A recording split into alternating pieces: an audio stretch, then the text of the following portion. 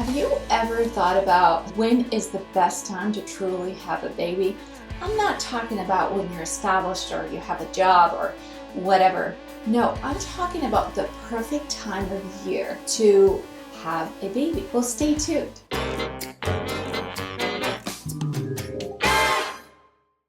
Okay, here are a few factors that you really need to consider. And if I want to have a third baby, these are the factors that I'm going to consider. The reason I consider these factors is only because I've had 2 previous pregnancies and I know how my body reacts to every trimester and I know what to expect postpartum. I just basically know what time of year that those specific events in my life would better align with. The first thing I want you to really consider is first trimester is literally going to be you feeling unbelievable fatigue pretty much almost the whole trimester. I know nausea is usually the #1 symptom of first trimester, and that's true. A lot of women have nausea, but that comes in certain degrees. Some people get it so bad that they're sick and in the hospital and can't even keep down water. And then other people don't barely feel it. I was lucky. I was one of the people that I was nauseated, but I didn't really need to go vomit every day. So nausea and fatigue are 2 of the biggest things that you have to deal with in first trimester, including also food aversions. With my first pregnancy, I could not smell bacon. If I smelled bacon, I was borderline wanting to kick my husband for cooking bacon. And with my first pregnancy, I could not tolerate the smell of onions or garlic. Actually, just the thought of garlic made me so annoyed because it just nauseated me so much. So definitely consider those when it comes to the time of year. And when I say that is, for example, do you really want to go through these symptoms when we're about to enter the holidays? Like when there's going to be Thanksgiving, Halloween, Christmas, Hanukkah, whatever it is. Do you really want to deal with it with the holidays? I never wanted to deal with nausea and fatigue and being unable to get out of bed or even function or see straight past noon because I was so tired and I didn't want to deal with that around the holidays. If that is something that you guys care about, I would definitely not get pregnant right before the holidays. You want to make sure the first 3 months of pregnancy do not land on, for example, October, November, December. When it comes to second trimester is actually the tamest in my opinion. Second trimester is perfect because you're not as nauseated, you're not as fatigued anymore, but at the same time you're not too big, where being big of course comes with its own pains because literally you're going to be in pain because your body is carrying heavier weight. Your back is going to hurt maybe. Again, this is my experience. You know, everybody's different, but this is my opinion on the matter. You're not carrying as much weight, so things won't hurt as much. So I would say second trimester is a perfect trimester where you can place certain life events. Let's say the holidays, for example. The holidays would be a perfect time to go through in your second trimester. So if that's what you want, I would say getting pregnant around, let's say, July or August would be a great time to go through your first trimester and then enter the holidays in your second trimester. Third trimester is when you're starting to get really big. The baby's growing towards the last few weeks like 1 pound a week, so he or she is growing really fast. You're going to start to actually have less area to eat food, and some women even experience weight loss at the end of the third trimester because you just can't eat as much. You're bothered if you eat.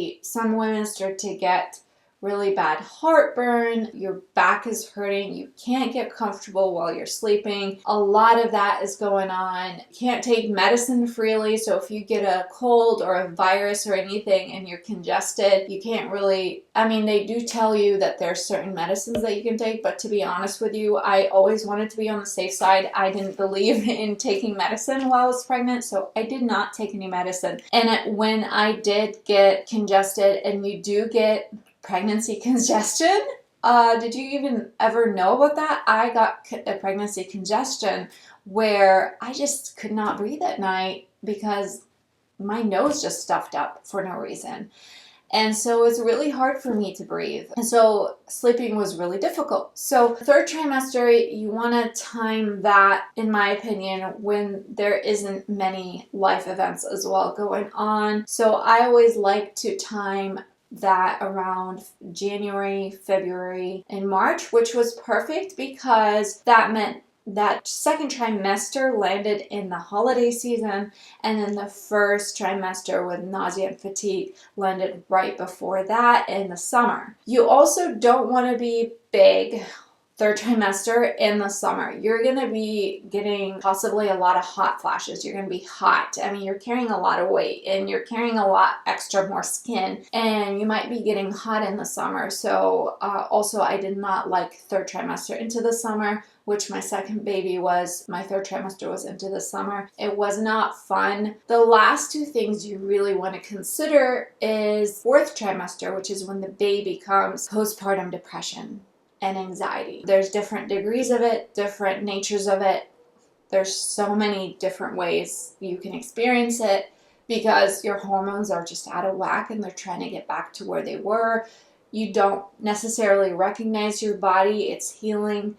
So it is definitely a complicated time, and not a lot of women talk about it, and that's why I strive to talk about it on my channel. You want to consider a happy time to have your fourth trimester. So a happy time for me, this is who I am. I hate shorter days. I hate winter time. Once we're out of the holidays and once we enter January through the March timeframe, I'm not that giddy about that season. So I always planned the birth of my children after that time when the days are longer, when there's a lot of sun, you can get a lot of vitamin D, especially with postpartum depression or anxiety, which I've experienced with both pregnancies. I would say make sure that you give birth around a happy time for you. So if it's a happy time for you right around the holidays, time your pregnancy to give birth around the holidays. If a happy time for you is summer like me, because longer days, spending more time outdoors, getting vitamin D, time your pregnancies right at the beginning of summer or even in the middle of summer. I think the beginning of summer is best because I don't want to give birth to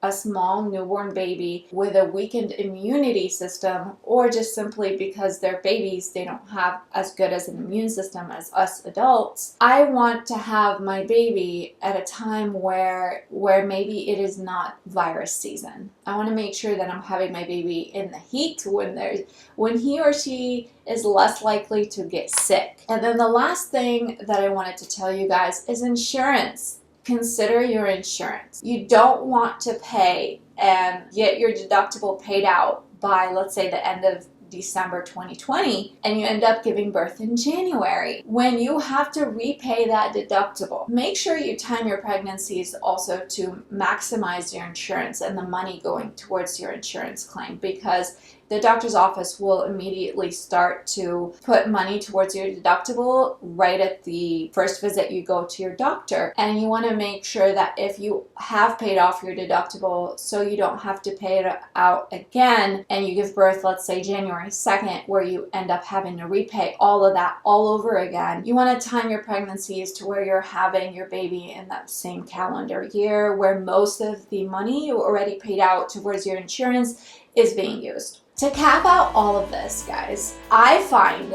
that the best time to get pregnant is around July or August. For that, let's say you go through your first trimester, July, August, September. You're going through the second trimester, which is usually the easiest, right through the holiday season, so you can really truly enjoy the holiday season.